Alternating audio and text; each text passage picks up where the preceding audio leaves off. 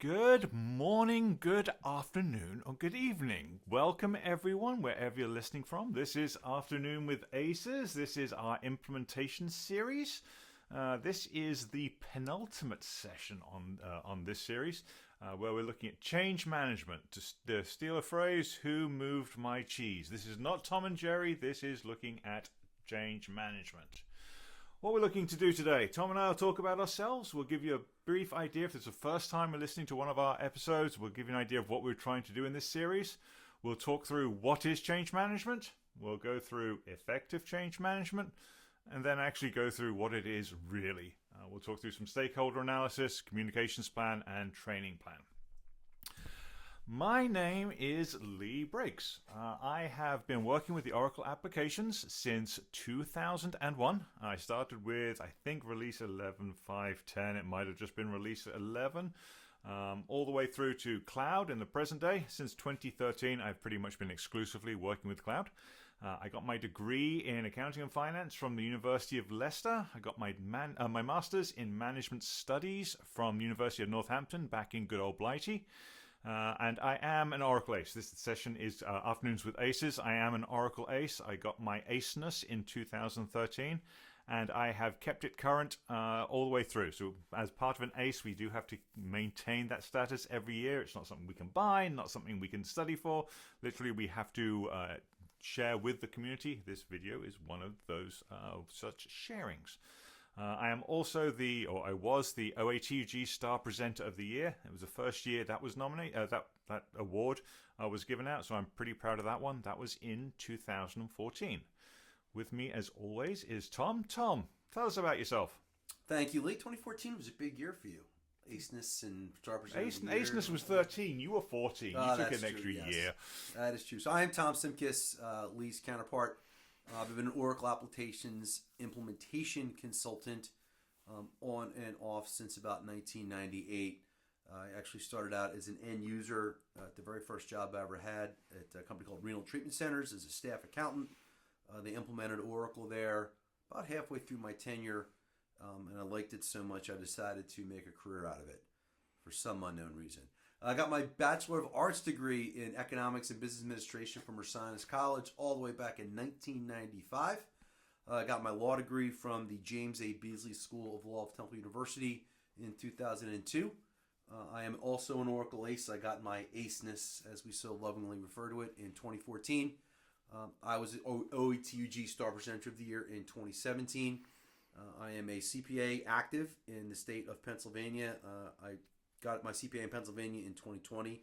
Interestingly enough, I just updated LinkedIn. It was not on my LinkedIn profile that my CPA was on there. I thought it was, but I got all these kudos like, oh, where do you get your CPA? I'm like, that's 2026. I got it like 20 years ago in New Jersey, but I digress. And I'm a member of the Pennsylvania, New Jersey, and American Bar Association. Currently, I am a Senior Vice President of Revenue at a cloud implementation partner based in New Jersey. So when you put on the CPA-ness, were you proud and excited to announce it, or were I was proud and excited? Yes, I was proud and excited, 100%. Talk about the series overview. So this, as Lee so Englishly said, the penultimate episode. This is the what episode? Penultimate. Penultimate. Yes. That's why I don't use that word. There we go. Yep. It behooves you to use proper words. It does. I actually should improve my vocabulary. So we've been doing this for a while. We actually started planning this series all the way back in July of 2025. We knew we wanted to do it. Lee and I, when we worked together at the same company, we did a lot of implementation rescues. I would love to tell you that there are no errors or omissions or mistakes on our implementations, but that would be a misnomer and would be incorrect. Everybody has them. This is a very difficult job putting these systems in, whether you're an end customer or you're a consultant. And we do learn a lot from not only our mistakes, but we really learn a lot from other people's mistakes because we see them way more often than we see our own. But we really wanted to put together something that, whether you're a customer or an end user or an implementer, that was not necessarily a guidebook, because we are not foremost experts on everything. Actually, the topic we're covering today is something that Lee and I are not experts on. But we wanted to put a series together that we thought would help folks plan their projects and execute them and give some guidance around how this thing should be done. So the series started with a what defines success, how you're supposed to start these projects. We then talked about using reports to drive requirements. That's something Lee and I have been doing for quite a long time. We then went through requirements to test case. We then talked about conversion mapping and validation. And that was a topic that we actually hit quite a bit in detail later on in session 7 of Kemley and Rice. After that was session number 5, Nail the Accounting. And we actually joked about this on our last recording. That is probably the least popular of all the sessions we've done so far. Which makes no sense. It's the most important one. It is, I know, and it kills me. Then we talked about process playback and the strategy for success and how you suppose use CRPs in a process playback to make sure that you have a solution that is valid and you have a solution that the customer can understand. We then did a session number 7 called Test, Test, Test, What and Why. And then we talked about Kemley. That was session number 8. That brings us to this one, which is about change management, or who moved my cheese. And then our ultimate or last episode will be about lather, rinse, and of course, how do you repeat? How do you do this over and over again if you're a systems integrator? Hopefully, if you're a customer, you only have to do this once. Nobody enjoys these things, and Lee and I actually chose this as a career, but they really are difficult to get done on time and get them right. So with that, what is change management? What is change management, Tom? It's funny you ask, Lee. So as I had said previously, this is not our area of expertise. Lee and I have worked together for a long time through a lot of different companies and partners.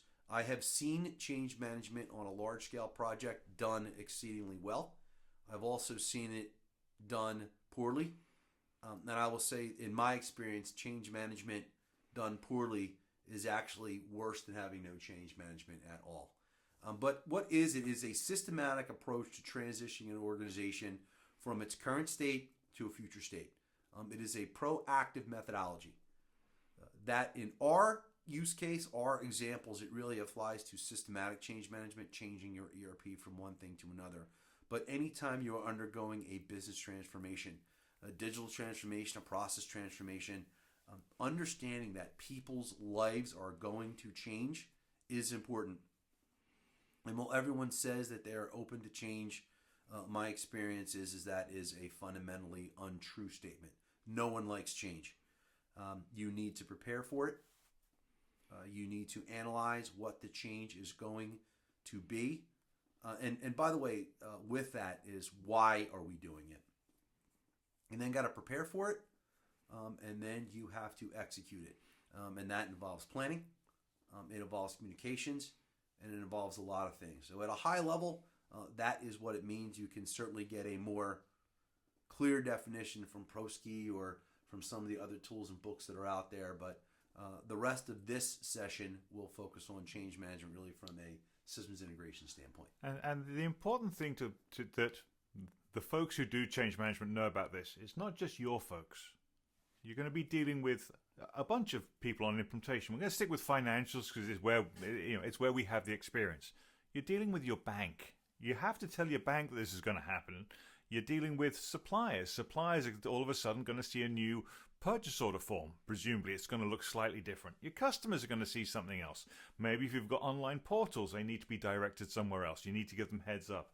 Maybe you're looking to get more efficient in your system and you don't want to cut checks anymore. You want to certainly cut fewer checks. So I want to move you to ACH. Okay, any bank accounts. You've got to get on top of this stuff. Get people involved, early, and so they know about it, rather than, okay, we're a month to go live. Do you want to tell people? You can't plan at that kind of level. All right, so what is effective change management? There are a few things that it incorporates and covers. Number one is preparation. We kind of did talk about this, but what's going to be, what are we going to do from a communication standpoint? How are we going to do it? Letting your people know, letting your vendors know, letting your customers know. So preparation is crucial. Planning, I'm a big believer in planning, project planning, task planning. Actually, again, I wrote a blog on this not that long ago. As I said on, I think, our prior episode, I'm with a different company than I have been for the last couple of years, and a benefit of doing that is I'm seeing execution of other systems that I had not had exposure to previously. I've always been an Oracle guy. I think it's kind of funny that a lot of these tier 2 or tier 3 systems, they include lists or tools within their implementation set that they qualify as a plan, and a list is not a project plan.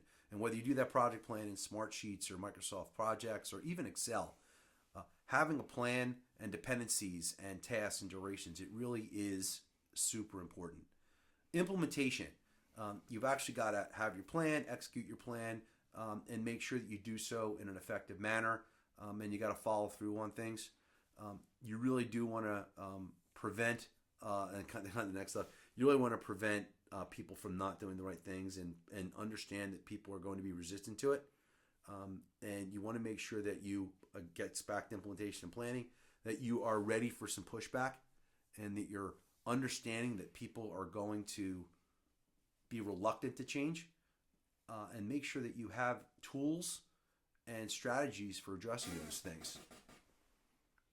And then finally is a project postmortem. I was involved in one of these recently. I will tell you, it is not something that I see often. It's something that I do advocate for. But a postmortem is not necessarily a bad thing. It could be a great thing. What went well? What didn't go well? And more importantly to both of those topics, why? Why did it not go well? Why did it go well? If everybody wants to do the right things, and that's part of your preparation, it's part of your planning. Unfortunately, you can want the best, but implementation, it doesn't always happen. Project timelines get tight, strategies get cut, things don't always happen in the order that you want. But effective change management, if you do it properly, and you have somebody that's really good at doing it, can take those things into account and really help move the project forward, and give your people comfort. A consultant friend of mine always uses the term whoopee quite a bit. That is from the movie Mr. Mom, and he'll know who he is. But people really don't want to give up their whoopee, or give up the tool or the Excel spreadsheet or the communications pattern that they've had for years. And good change management and good execution will certainly help that. Okay, we're going to pause while everyone hits pause and goes on to IMDb for what movie was it? It was Mr. Mom. Mr. Mom? Hulk Hogan? No? Hulk Hogan was not in that movie. He was in, I want to say Daddy Daycare, but okay. Don't quote me on that. But no, that was Michael Keaton. It is pre-Batman Michael Keaton. Terry Garr, Richard Mull was in that, I think. A lot of folks were in that one. Okay. Yeah, there's Project Postmortems just going on that. It is a horrible thing to go through. It's a horrible name. It truly is a horrible name. It really does suggest that everything, someone's to blame for something there. You do want to focus on the good stuff, especially if you're doing these implementations.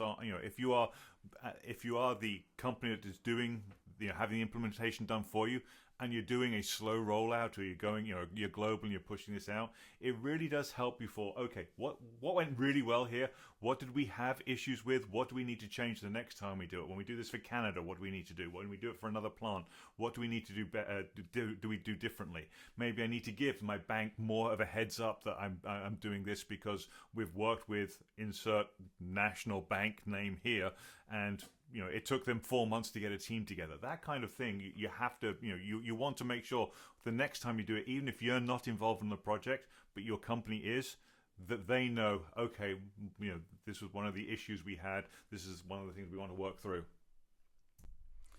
But Lee, what is it really?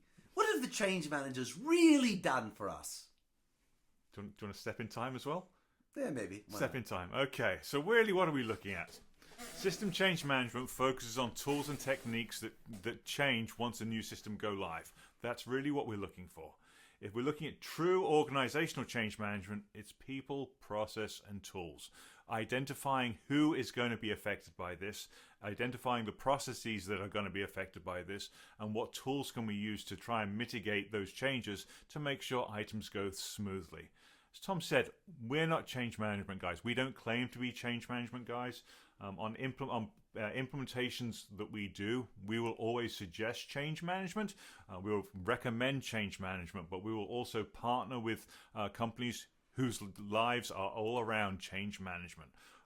For some of the larger projects you have, especially when you're not just doing financials, where you're doing financials and HR and all this stuff. You have change management. You can have change management all the way through because everybody's going to be impacted by this. I've got clients where they've got 5,000 employees. You have to, if you're putting in HR, you have to get people, aware of these changes. You have to be ahead of time. Tom, we've done implementations with what? Whether it's financials for 3 people. Yep. We were just talking about this before we recorded. Sorry to cut you, but it's super important. It's an example of why change management is important. So, longtime client of ours, they're great people. They're super nice. And we did an implementation for them a long time ago, and we continue to work with them. And they had a process for doing consolidations in Excel and financial reporting before we put the system in for them, that even though we have built financial statements for them that tie and built them a consolidations process, they refuse to do it using the system. And they don't have a good reason for it. They've been trained on it multiple times. Effective change management, obviously somebody more effective than Lee or I, would have found a way to break through that and get them to adopt to the process and the tools. I think we hit this on one of the last ones, but there's 3 main components to any successful change: people, process, and tools. We mentioned it certainly on the implementation, and it is on this slide, right?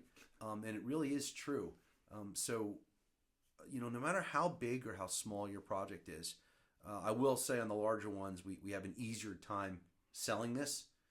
These organizations that understand the size and complexity of these digital transformations, they understand that change is important. But the smaller ones, and we do quite a those in the smaller space, when we're looking to cut budget and looking to cut time, it is typically speaking the first thing that goes. And again, getting back to what is it really, and we'll hit this again, but a communications plan.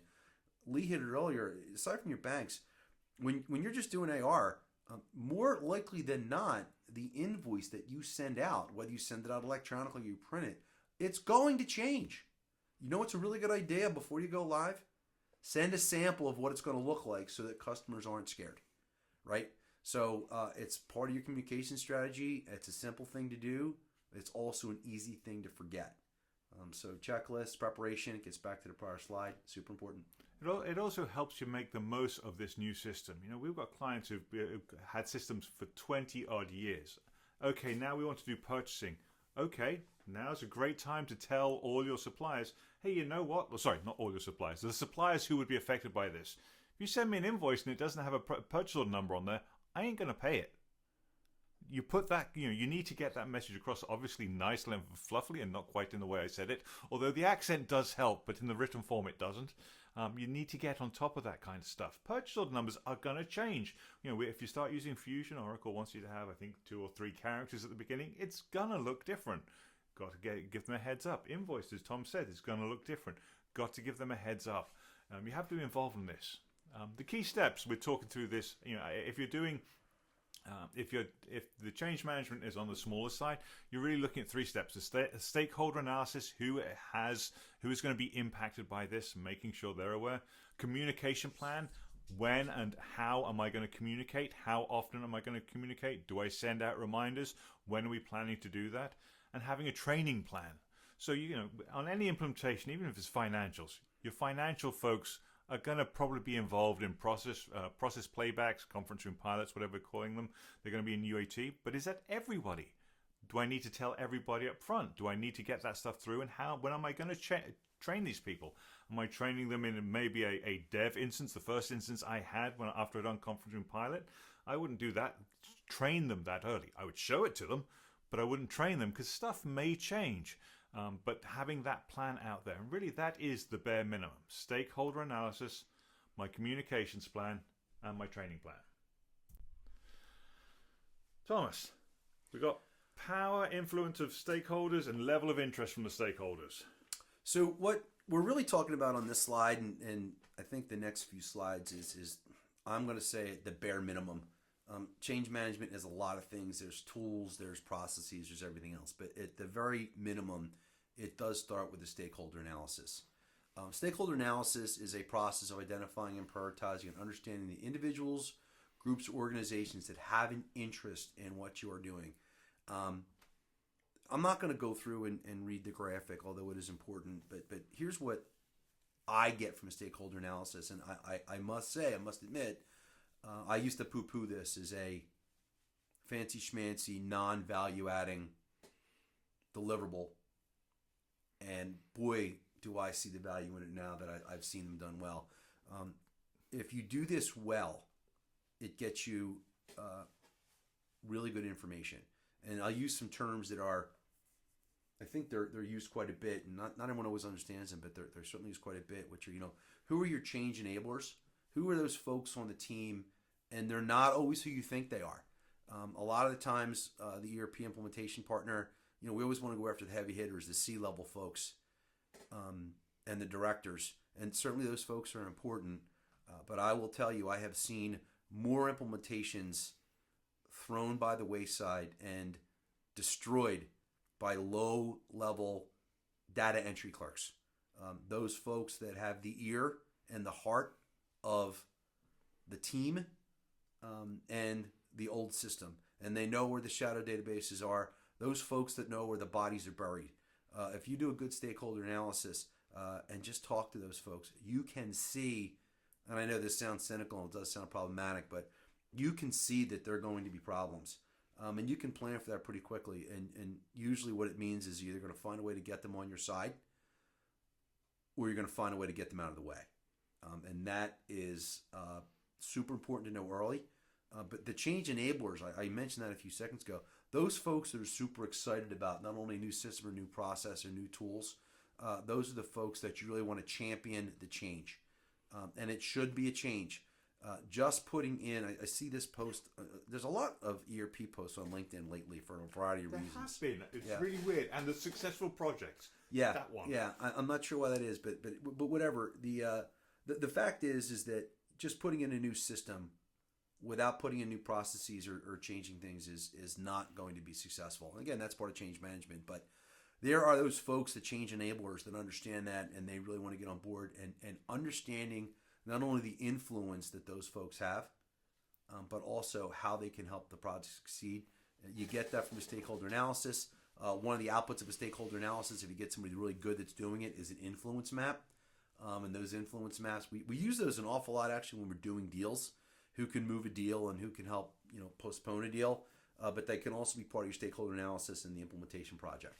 So one of the terms we use a lot on this, and you're kind of stealing it from the military, but not lead, follow, or get out of the way.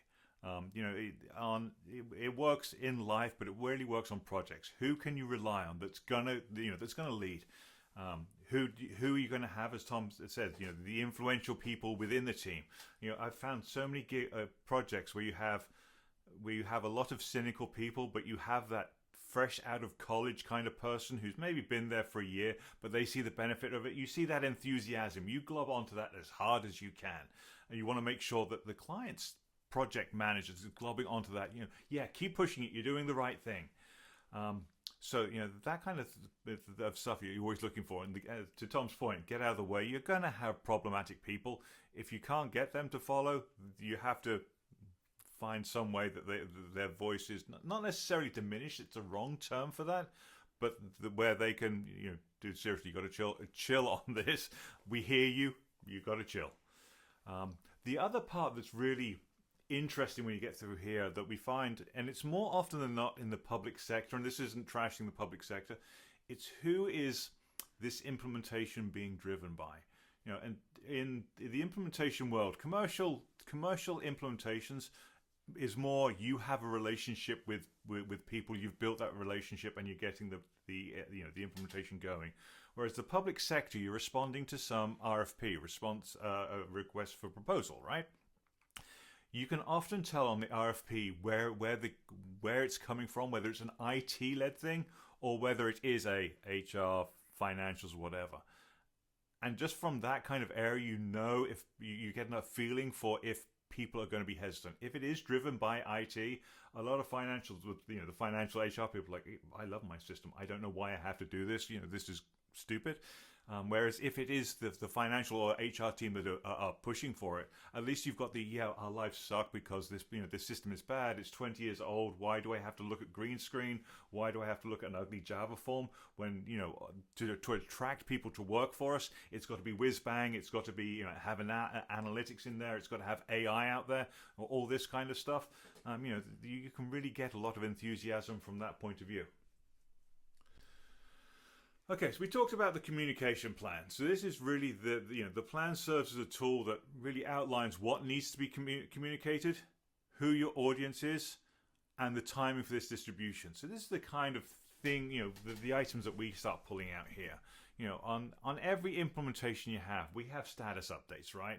So within the project, you have status updates. The PMs are talking through it. Certainly, the executive sponsors are aware about it.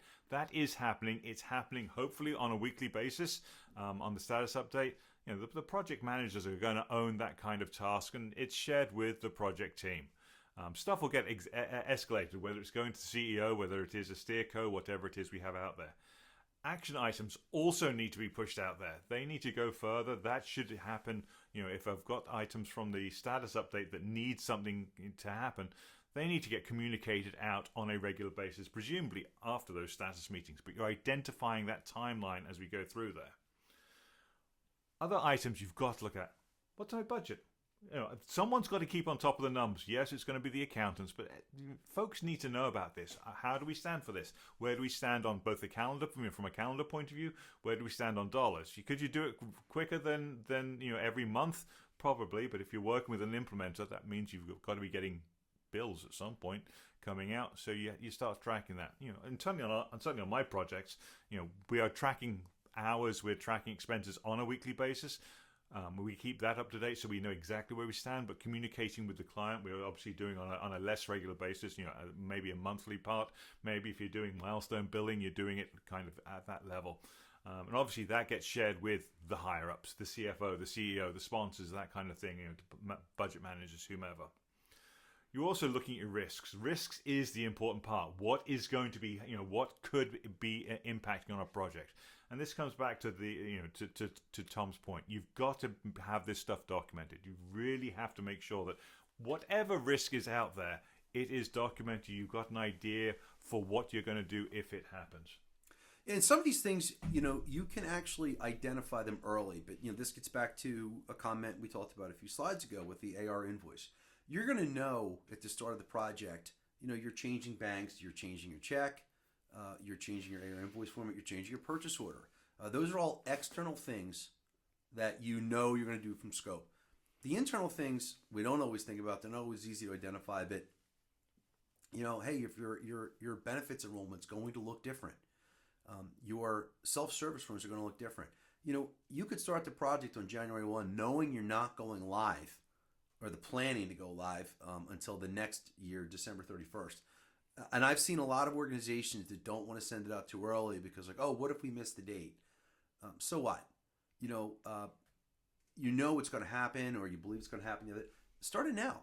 January 1, hey, we just started our implementation project. Things are going to be happening over the next few months. And at the end of the day, you're going to have a new, onboarding. You're going to have a new HR portal. Be on the lookout for communications. And this is where it's done well. There can be a portal or a team site or an internal dashboard to update the entire organization, not only on the projects, on the dates that you're hitting, the dates that you're missing, it's reality, but what's coming. That is an effective communications plan. And it, be honest with you, it really helps highlight things that you forget. When I put these dashboards and communications together at the start of the project, I almost always find that I've missed something. And let me qualify that. Somebody a lot smarter than me almost always finds that I've missed something. And that's the benefit of doing it. You get a chance to have people review it. The other cool thing with this really hits home. We've mentioned on previous presentations, right? We do implementations, but we do an awful lot of rescue jobs. Rescue jobs where someone else has put the system in and the client isn't happy with it. Okay, so let's assess your system. Let's see how it goes. This is what we recommend. The recommendations you treat in two ways. This is what needs to be replaced, but we're going to put some quick win things in there because you should be sharing with the entire team, everyone who's affected. Yes, we're going to make your system better. And look, we've only been doing this for a week or 2 weeks, and our cash management process is a whole lot better now because we're getting a file from the bank and it's going through. It's a quick win. The enthusiasm starts building up of, okay, I can see the finance team are getting there, and I'm stuck here in projects and my life, it just sucks because my accounting's all wrong. But I see there's progress, and if there's progress, I'm going to gut this out for just a little bit longer.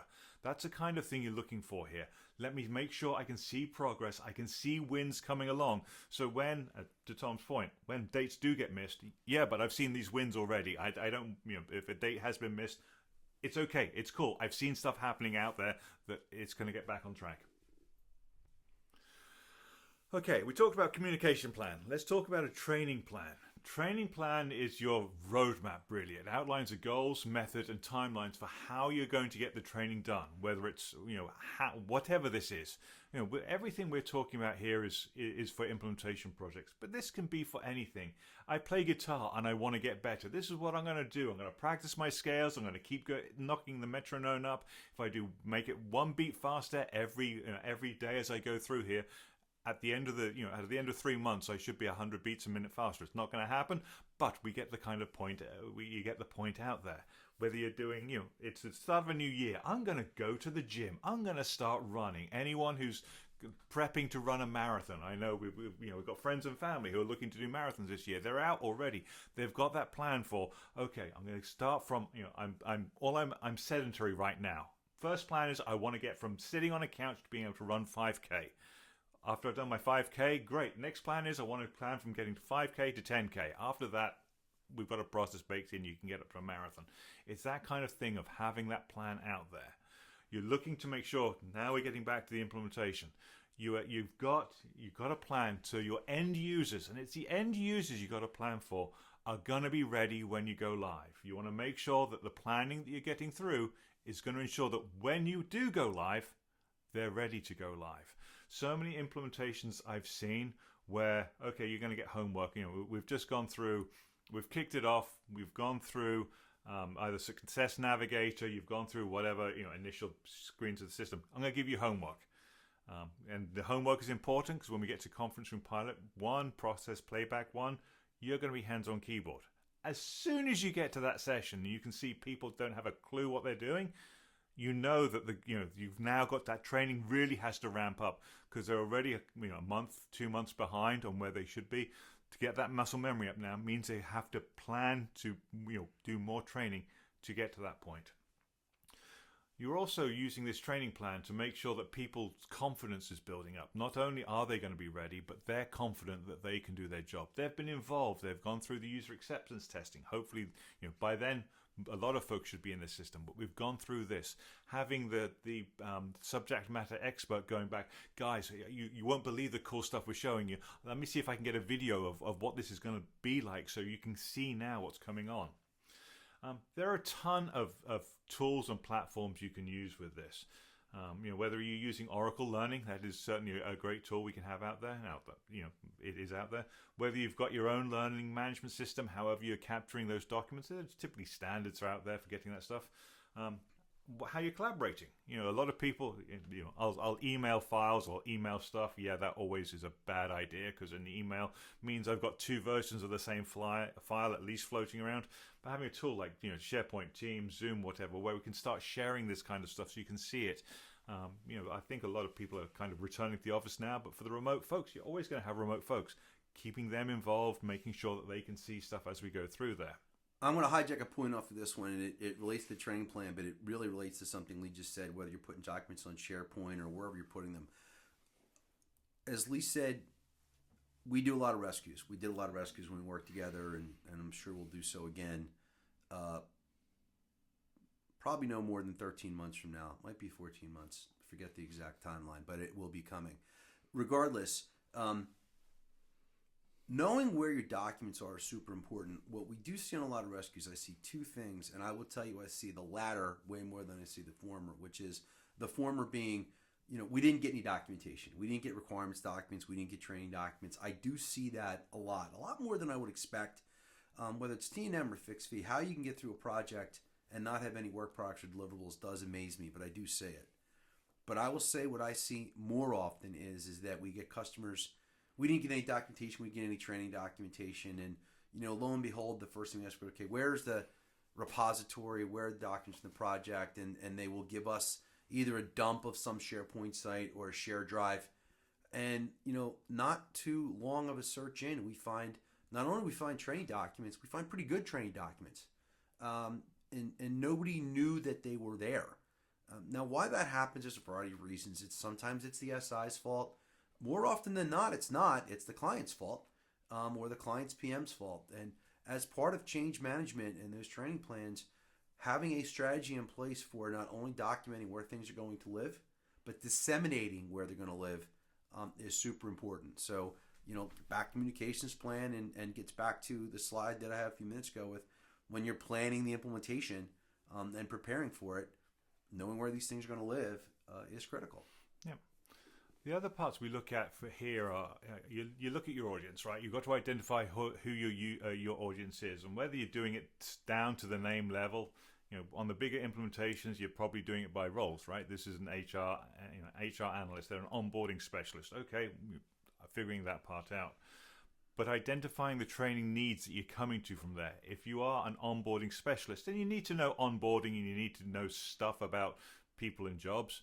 Probably don't care very much about AP invoices, but you might care about expense reports, right? It's starting to go through. What do you need to know about? Obviously, to Tom's point, we're going to keep all the training methodology in one place. HR stuff may be kept slightly more securely because, while it's not going to have people's information out there, personal information, the screens at least are going to have something on there, and you want to make sure you're doing that. But having all that stuff available, so when someone goes from being an onboarding specialist to an HR manager, okay, well, they're going to need to know more stuff.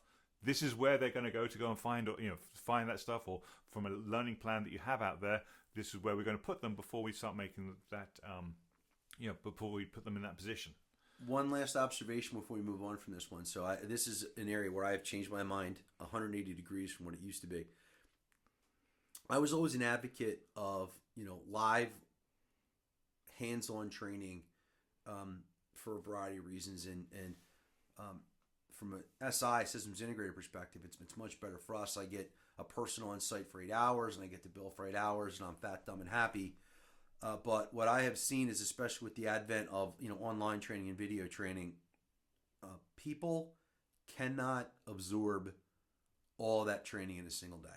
So when you put somebody in a room for whether it's 3 2-hour sessions or 2 3-hour sessions, 6 hours of training for somebody that has a straight job is a lot.